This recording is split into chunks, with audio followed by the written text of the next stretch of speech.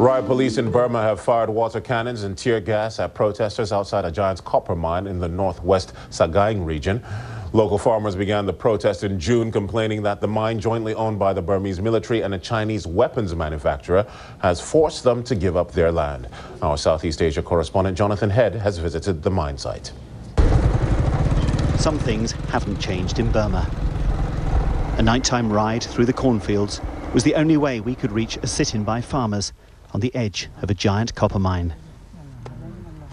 It's a restricted area. Foreigners are not allowed.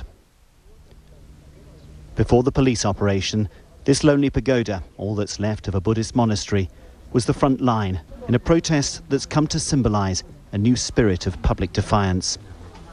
Keeping out of sight inside the pagoda, I spoke to Yi Win.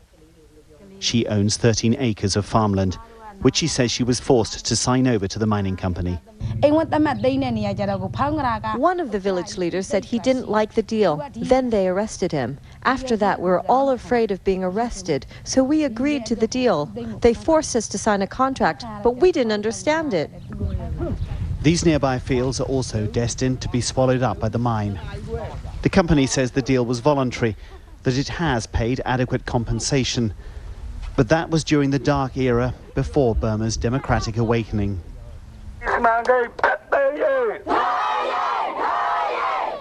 The mine company's front gate has been a venue for daily demonstrations. They've attracted support from all over the country. It's become a test case for how old injustices will be addressed, for how much dissent will be tolerated.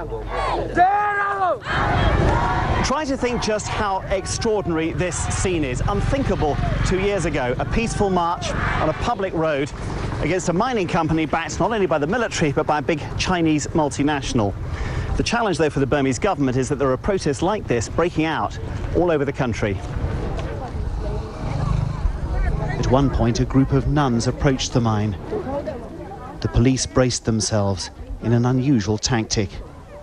Non-violent crowd control is still something of a novelty. Unsure what they should do, the police commander allowed the nuns to enter.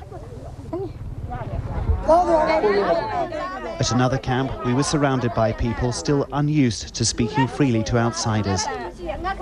They'd been here day and night, determined to shut the mine down.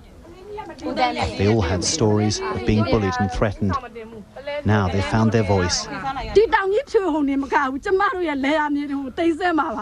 Ainway's tears were not for the loss of her land, she said, but for the destruction of the monastery and of the hills that she's grown up with.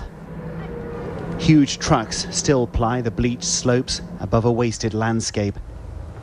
Below them, people eke out a living from the mine tailings, flushing out the remaining traces of copper from toxic ponds. Whatever benefits the mine may bring, it's not hard to see why local communities now want it stopped. Jonathan Head, BBC News, Monua, Burma.